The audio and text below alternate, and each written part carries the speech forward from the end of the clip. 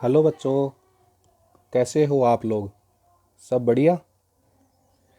तो चलो आज अपन 12th क्लास की फिज़िक्स की यूनिट नंबर 6 स्टार्ट करते हैं। इस यूनिट का नाम है प्रकाशिकी या ऑप्टिक्स, जिसमें चैप्टर नंबर 11 है आपके पास किरण प्रकाशिकी या रे ऑप्टिक्स। देखो, जो ये यूनिट है ये आपकी बोर्ड एग्ज़ाम में सबसे ज़्यादा मार्क्स की आती है, तो इसको आप फुल कॉन्फिडेंस और फुल एनर्जी के साथ में स्टडी करोगे।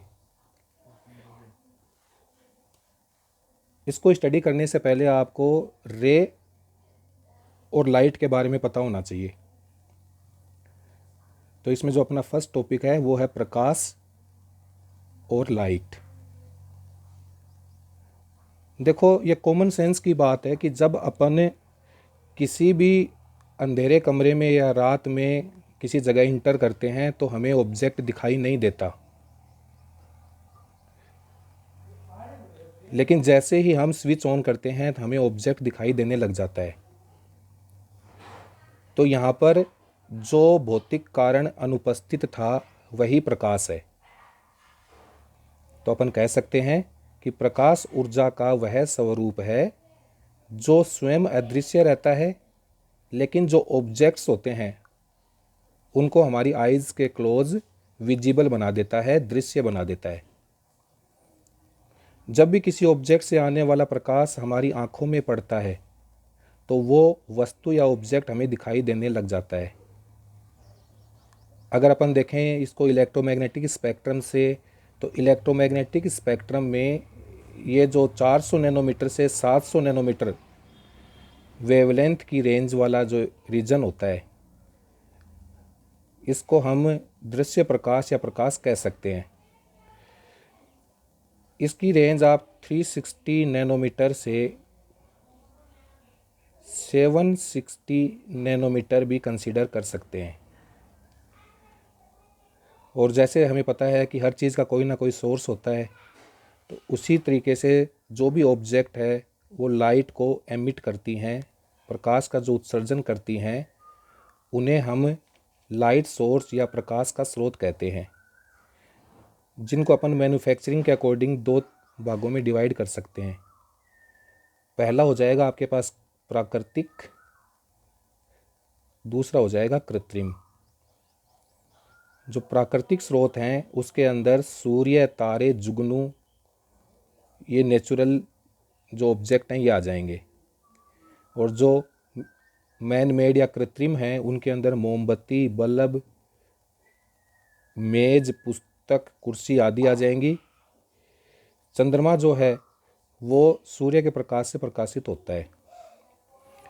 अब आप ये कहोगे कि इसमें जो मेज है, पुस्तक है, कुर्सी है, ये तो कोई सोर्स नहीं है, लाइट ऑब्जेक्ट लाइट को इमिट नहीं करती हैं, लेकिन ये हमें दिखाई देती हैं।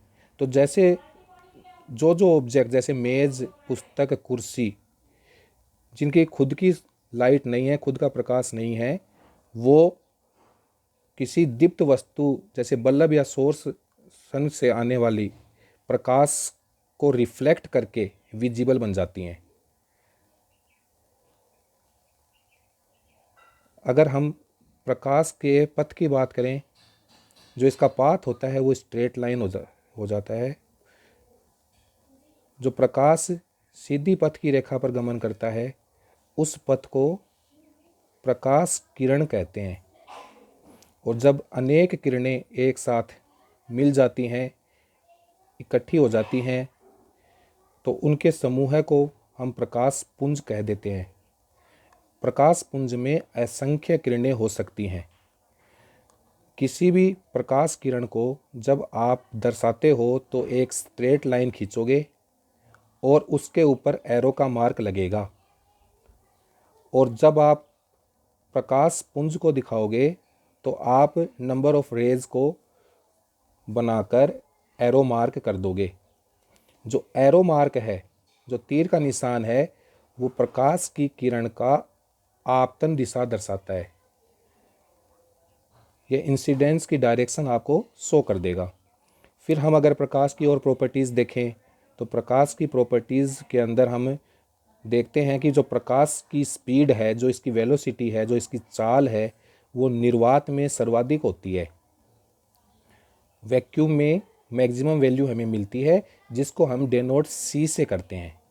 और सी जो है ये आपके पास में एक कांस्टेंट हो गया है, जिसकी आंकिक वैल्यू, जिसकी न्यूमेरिकल वैल्यू आपके पास में C equal to 2.9979 into 10⁸ metre per second, which is nearly equal to 3.0 into 10⁸ metre per sec fix होती है। अब इसमें से आप लोग बोलोगे निर्वात वैक्यूम क्या होगा? तो वैक्यूम को हम जनरली ऐसे कंसीडर कर सकते हैं, जैसे मान लो ए स्पेस विदाउट मैटर, ऐसा स्थान जहाँ पर द्रव्य उपस्थित नहीं है, वो आप निर्वात कह सकते हो। ठीक है। अब इसके अंदर हम इसकी अगर नेक्स्ट प्रॉपर्टी देखें तो नेक्स्ट प्रॉपर्टी के अंदर हम देखते हैं कि जब प्रकाश निर्वात से अन्य माध्यम में प्रवेश करता है, ये माध्यम आपके पास वाटर हो सकता है, ग्लास हो सकता है, पैराफिन हो सकता है, ग्लिसरीन हो सकता है, कोई भी हो सकता है, तो प्रकाश की जो वेलोसिटी है वो हमेशा डिक्रीज़ होगी और उसमें जो कमी होगी वो माध्यम के अपवर्तनांक के अनुसार होगी। और जो अपवर्तनांक वर्ड है, इससे हम सब पहले से ही कक्षा 10th में जो था उससे ही फेमिलियर हैं। इसको आप एन से रिप्रेजेंट करते हो। ये एक अनुपातिक राशि है जिसमें हम निर्वात में प्रकाश की चाल और माध्यम में प्रकाश की चाल का रेशियो लेते हैं। अगर हम इसको फॉर्मुलेट करें तो n इक्वल टू C/V, क्योंकि वेलोसिटी का ये रेशियो चल रहा है तो ये यूनिटलेस हो जाएगा और डायमेंशनलेस भी हो जाएगा।